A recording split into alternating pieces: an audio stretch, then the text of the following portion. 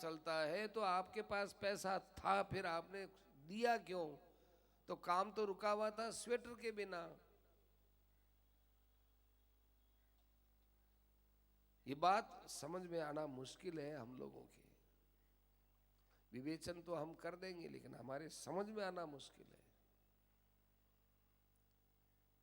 संतों की वाणी बड़ी मुश्किल है। उन संतों की वाणी, उन संतों की वाणी सुनो जो बड़े अगम किए, चौथे घर में डेरा। ऐसे सोचते सोचते अपने घर पर आए, कुटिया पर आए, और कुटिया पर देखा कि यहाँ तो हमारी कुटिया तो है नहीं, बहुत बड़ा महल बन गया। अब उनकी स्त्री आई, इतना आभूषण लदे हुए, पहचाने ही नहीं उसको, कौन हो भाई? आपकी पत्नी हूं मैं। अरे ये कलयुग तुम्हारे अंदर आ गया। प्रसन्न नहीं हुए सुदामा जी? आश्चर्य, ये इतना अपने लिए कि महाराज मैंने तो कुछ पता नहीं, मैं तो सो रही थी, अकस्मात मैंने देखा ये महल बने, ये बने।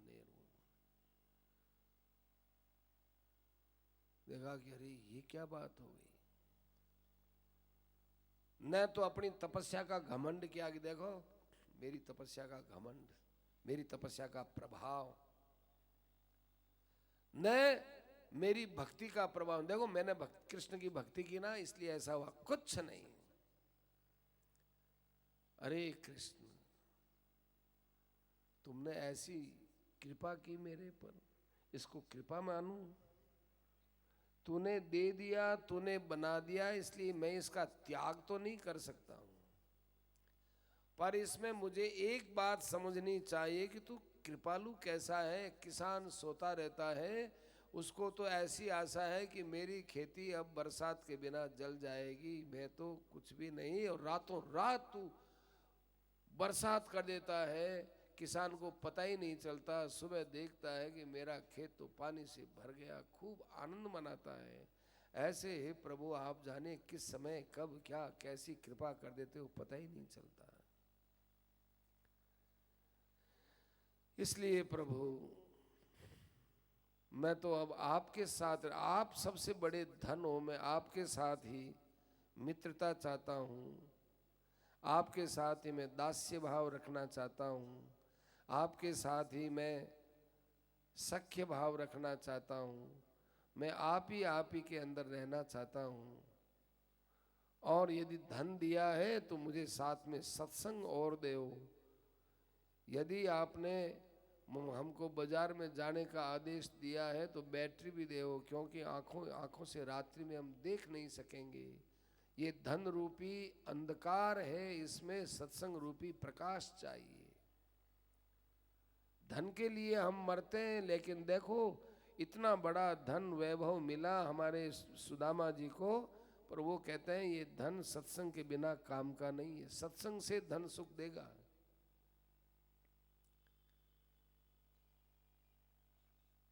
जैसे किसी के हाथ टूटा हुआ है और उसको भोजन सामने रख दिया, वो कैसे खाए? उसको भोजन कर नहीं सकता वो, उसके लिए कुछ और ही साधन चाहिए। ऐसे ही आपने धन दिया तो धन के साथ सत्संग दीजिए, ताकि हम धन का उपयोग तो करना जाने। ये तो एक फांसी है, फांसी, फंस जाएंगे हम इसमें। इसलिए सज्जनों ने, महापुरुषों ने कहा है कि भाई जिसका घर खर्च थोड़ा यूं खचपच से चलता है, थोड़ा कठिनता से चलता है, वो भाग्यशाली है। महाभारत में आया है कि 3 समय में एक समय जिसको केवल पत्ती का साग मिलता हो, 3 टाइम में एक टाइम,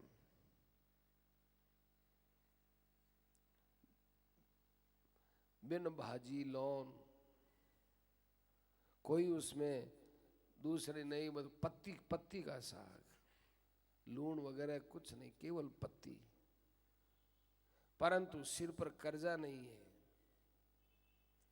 और भीतर में प्रसन्नता है, उसके समान संसार में कोई सुखी नहीं है। इंद्र भी उसके सामने सुखी नहीं है।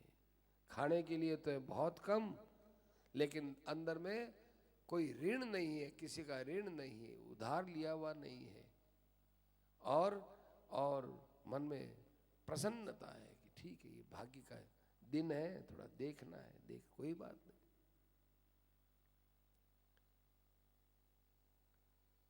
हमारे सुदामा जी उस दरिद्रता को अच्छा मानते हैं कि जिसमें भगवान की बराबर याद आती है।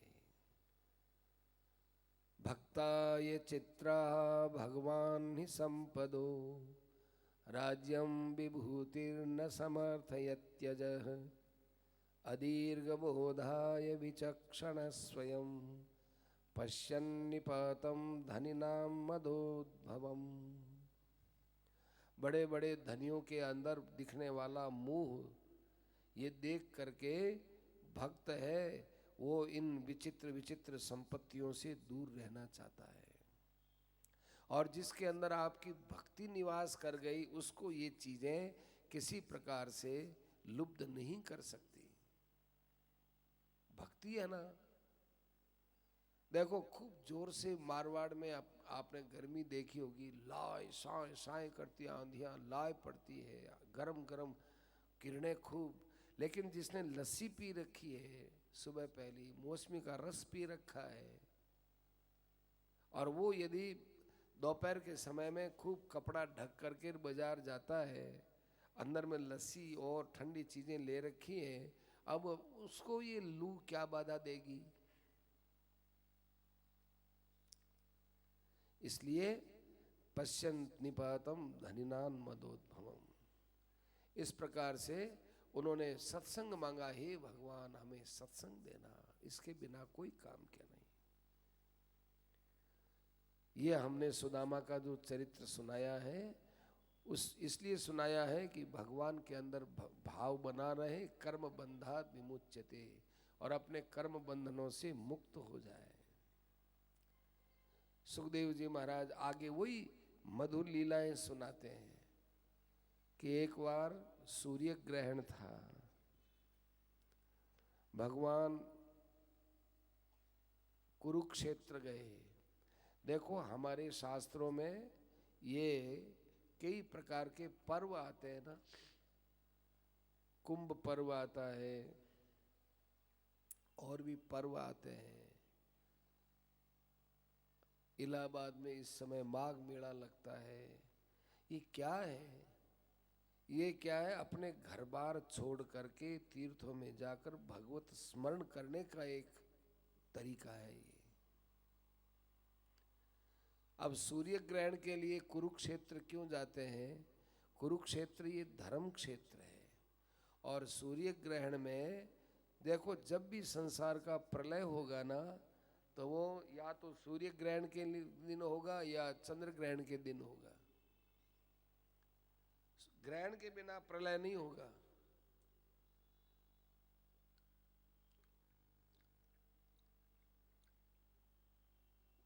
ग्रहण आएगा ना तभी प्रलय होगा।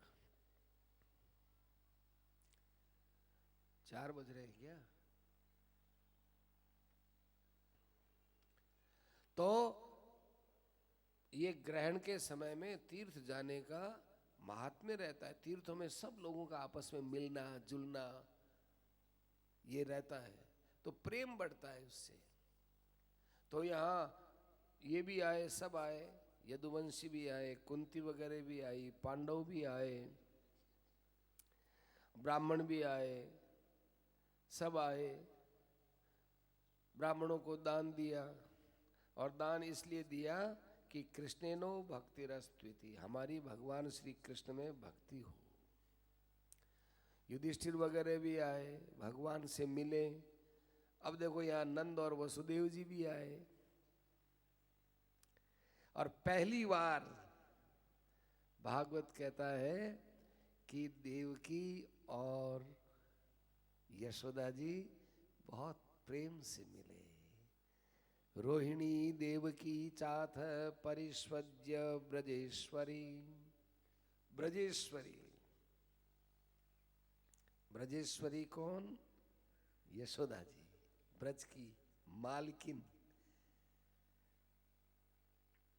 यशोदा जी। क्या बातें की होगी पता नहीं। सुखदेव जी महाराज कहते वाष्प कंठ्यौ, दोनों खूब रोई आपस में मिल करके, आलिंगन किया। आओ, अरे देवकी जी और यशोदा जी।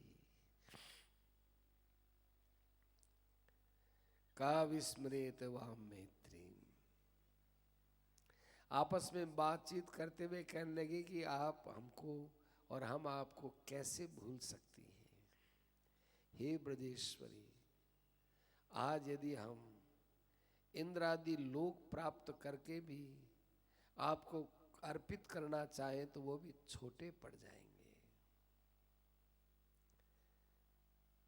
ये दोनों बालक अपने माँ बाप से बिछड़े हुए थे, लेकिन आपने इतना प्यार दिया कि हमको भूलकर आपकी अभी तक भी ये अटखेलियों को याद करते करते हमको सुनाते हैं तो हम बहुत खुश हो जाती हैं। ऐसी इन दोनों की बातें हुई। अब इधर भगवान कृष्ण और गोपियां मिलती हैं। भगवान ने कहा, गोपियों क्या हालचाल है, कभी हमको याद करती हो? अपि स्मरत न सख्य स्वानामर्थ चिकीर्षया। अरे तुम तो रोने लग गई। अरे हमारा संयोग वियोग तो ये दिखावे का होता है, हम किसी के साथ वियोग करते ही नहीं है। हम सबको मिले हुए हैं, कोई हमसे अलग है ही नहीं। कोई हमसे अपने को अलग मानता है तभी, हम तो हमारी तरफ से अलग नहीं है। वो मानता है तो मानता है, हम अलग नहीं है। क्योंकि हम संपूर्ण प्राणियों को आत्मा रूप से मिले हुए हैं। ये आत्मा मैं ही तो हूं। कोई कह सकता है कि मैं नहीं हूं? अपने इतने आदमी, कोई आदमी अपने में से कोई कह सकता है साहब मैं तो नहीं हूं? तो कि मैं नहीं हूं तो बोलता कौन है? मैं नहीं हूं तो इसका निषेध कौन करता है?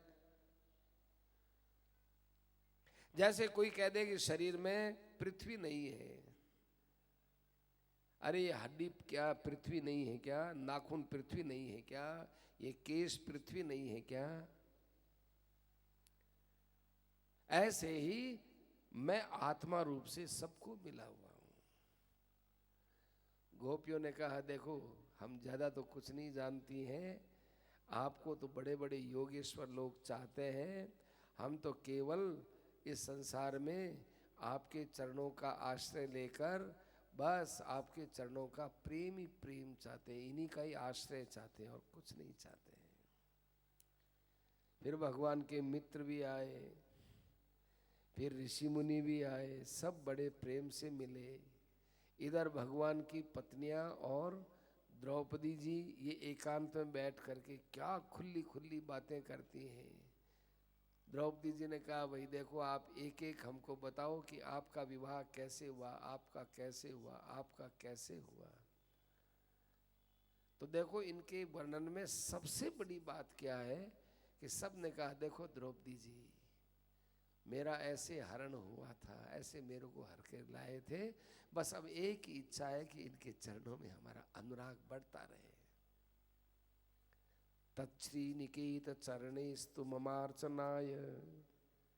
सब यही कहती हैं, हम इनकी जन्म जन्म क्या सदा के लिए दासी बनी रहे, हम इनके घर के अंदर झाड़ू लगाती रहे, हम इनके चरणों को सदा सहलाती रहे, हम इनकी दासी बनी रहे, हम इनके पाद स्पर्श को जन्म जन्मांतर तक प्राप्त करते रहे। सब ने यही कहा। द्रौपदी जी बड़ी खुश हो गई। फिर उसके बाद भगवान सारे समुदाय को लेकर बैठे, बातचीत हुई और भगवान ने ऋषि मुनियों से कहा कि देखो संत मिलन इस संसार में सबसे बड़ी चीज है। एक क्षण भी यदि संत का संग मिल जाए, असली संत हो, उनका संग मिल जाए, तो कोई सूर्य की उपासना, कि अग्नि की उपासना, कि और किसी की उपासना, ये सब जो भेद है उपासनाओं का, ये समाप्त हो जाता है। निर्गुण क्या है, रसगुण क्या है, साकार क्या है, निराकार क्या है, ये आत्मा भगवान है। अरे तब तो फिर भगवान है, आत्मा तो भगवान ही है, तो हम भगवान से कभी दूर है ही नहीं। परंतु इस आत्मा का ठीक ज्ञान कैसे हो? तो पहले ये तो समझें कि आत्मा हमसे अलग नहीं और हम आत्मा से अलग नहीं। आत्मा तो एकदम भूले बैठे हैं। संत ही ऐसे जो सत्संग में बोध कराते हैं। यस्यात्म बुद्धि कुणपे त्रिधातु के, इस गंदे शरीर को लोगों ने मैं मान लिया। इस मैंपने को हटाता कौन है? संत हटाता है। इसलिए संतों का स्थान बहुत ऊंचा है। ऋषि मुनियों ने कहा, हे भगवान, आपकी महिमा बड़ी विचित्र, आपकी माया से आप ही सब कुछ बने हुए, प्रत्यक्ष में आपके अलावा कुछ भी नहीं, फिर भी आप छिपे के छिपे रहते हैं। बड़ा आश्चर्य होता है। आपकी लीला को समझना बड़ा मुश्किल है। एक अनेक रूप में बने, लेकिन फिर भी आप छिपे के छिपे रह गए। बस हम तो यही चाहते हैं कि हमारे अंदर का जीव भाव समाप्त हो जाए और ब्रह्म भाव हमारे में जागृत हो जाए। इधर नारद जी ने कहा, देखो कृष्ण, नहीं देखो वसुदेव जी, आपको अब द्वारिका का बहुत बड़ा राज्य मिला हुआ है, तो अब आप ऐसा काम करो, यज्ञ करो, क्योंकि यज्ञ से संपूर्ण प्राणियों को शांति मिलती है। मनुष्य के अंदर 3 इच्छाएं हरदम छिपी रहती हैं, लोकेशना, वित्तेषणा और सुतेषणा। वित्तेषणा माने धन की इच्छा, सुतेषणा माने परिवार की इच्छा, और लोकेशना माने मान बढ़ाई की इच्छा। इन तीनों इच्छाओं का नाश कैसे हो? ये तो एकदम बचपन से जन्मजात इच्छाएं रहती हैं। तो धन का सदुपयोग करोगे तो धन की इच्छा मिटेगी। कान खोलकर, हृदय को खोलकर महापुरुषों के वचन सुनना चाहिए हो। धन की इच्छा मिटेगी धन का सदुपयोग करने पर, और परिवार की इच्छा मिटेगी इनकी सेवा करने पर। गृहदार सुतेषणम, गृहस्थ का यथोचित कर्म करो तो उससे ये सुतेषणा माने परिवार की इच्छा सब समाप्त हो जाएगी।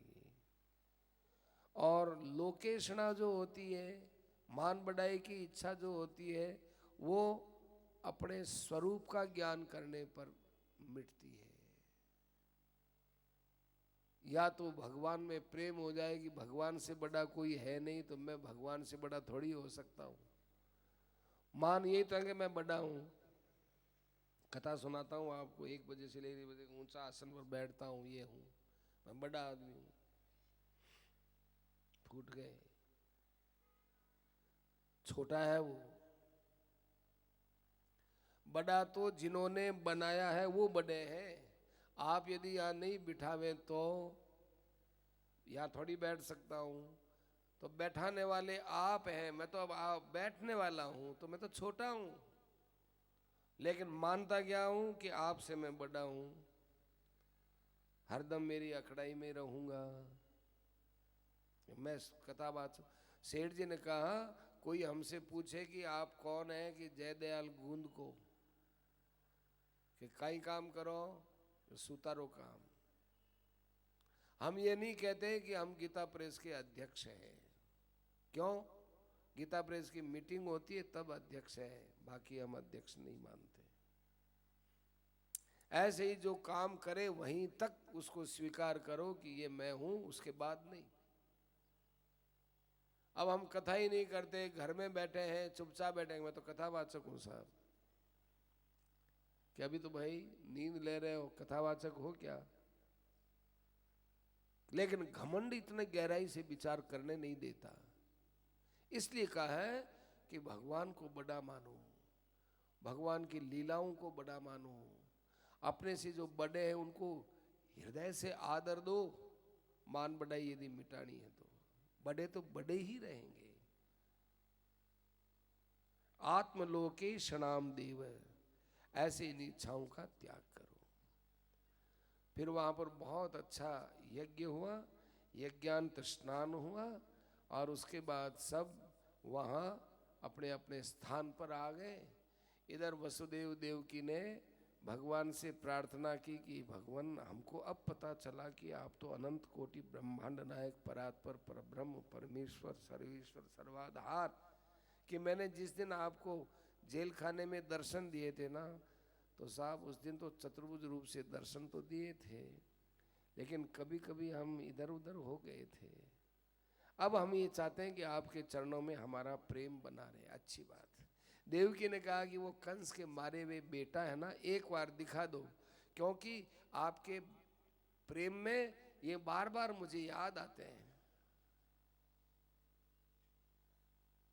बार बार याद आते हैं। देखो, आप यदि नित्य में बैठे हुए हो, कोई आदमी आपसे मिलने के लिए आया है, आप कह देंगे कि साहब अभी हम नहीं मिलेंगे, बैठे रहो, 2 घंटे बाद आपसे बात करेंगे। यदि वो चले जाते हैं तब तो कोई बात नहीं, यदि वो 2 घंटे बैठा है तो आपको बार बार उन्हीं के साथ बातचीत करेंगे, ये बात करेंगे, ये करेंगे, देर करेंगे। तो इससे तो अच्छा है पहले आप उनसे बात कर लो। कि पाठ पूजा में बार बार वो विचार आएगा, संकल्प आएगा, क्या फायदा। देवकी ने कहा महाराज मेरे मन में बड़ी पीड़ा है, मेरे 6 बेटे कंस ने मार दिए, मैं उनसे मिलना चाहती हूँ। भगवान ने कहा अभी मिला देते हैं माता जी।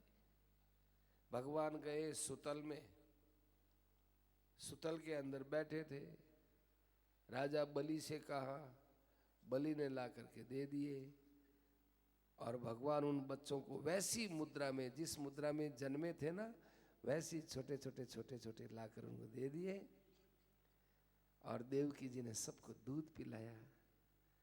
छोटे भाई का ऊंठा किया हुआ दूध बड़े भाइयों ने पिया, ये इतिहास में पहली बार ये घटना घटी होगी कि छोटे भाई का ऊंठा पिया बड़ा भाई पिए। बड़े भाई तो बोला करते हैं, क्यों इतनी बात करे, मारो ऐठेड़ो दूध पियोड़ो तू, मारो ऐठेड़ो दूध तू पिए, इतनी बात करे तू। मारो प्रेम होता है ना, वहां बोलते हैं तू चुप रहे, छोटो है तू, मारो ऐठेड़ो तू दूध पियो है। सही बात है, बड़े का ऐठा किया हुआ पिया है भाई। परंतु छोटे का ऊंठा किया हुआ बड़ा भाई पिए, ये भगवान की लीला में ही संभव है, और कहीं नहीं, इतिहास नहीं, भगवान की लीला है। ये भगवान की लीला में ऐसी विचित्र बात होती है। लेकिन उनका दूध पिया हुआ ये लाभ हुआ, जो ही दूध पिए सब भगवान के बैकुंठ में जाकर विराजमान हो गए। ऐसी ऐसी भगवान की और लीलाएं। अब आगे मध्यम विश्राम के बाद कहेंगे। श्री नहीं भरा। श्री कृष्ण गोविंद हरे मुरारे, हे नाथ नारायण वासुदेव। हाँ, श्री कृष्ण गोविंद हरे मुरारे, हे नाथ नारायण वासुदेव। हे नाथ नारायण वासुदेव, हे नाथ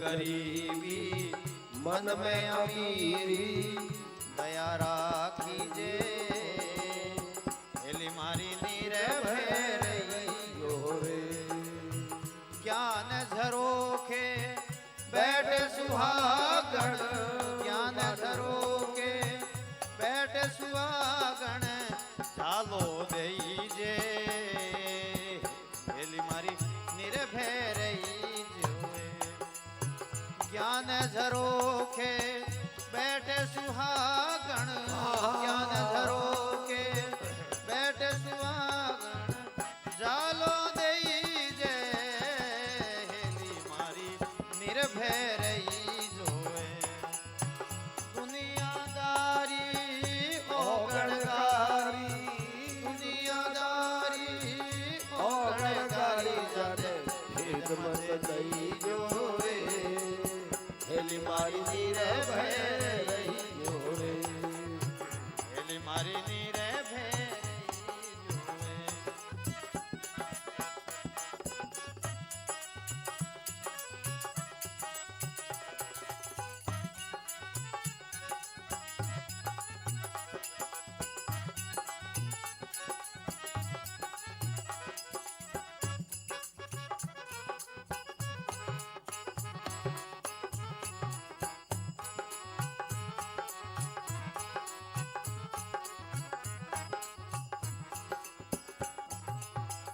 त्रिवेणी घर तीन पदमणी जाय बतलाई जे हेली मारी नीर भैरई जे त्रिवेणी घर तीन पदमणी जाय बतलाई जे हेली मारी नीर भैरई जोए सतबाण पर बैठ सुहागण सतबाण पर बैठ सुहागण सीधी आई जे हेली मारी निर्भय रही जोए हेली मारी निर्भय रही जोए दुनियादारी ओ गणगारी दुनियादारी ओ गणगारी जाने भेद मत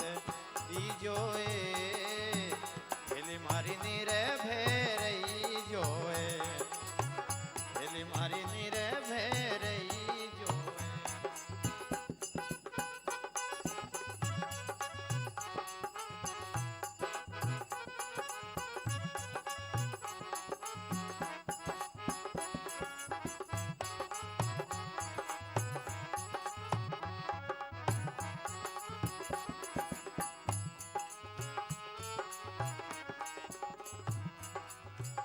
गुरु चरणा में शीश नवाई जे गुरु बचनों में रही जे हेली मारी निर्भय रही जोए गुरु चरणा में शीश नवाई जे गुरु बचनों में रही जे हेली मारी निर्भय रही जोए कहते कबीर सुनो भाई साधो कहते कबीर सुनो भाई साधो शीतल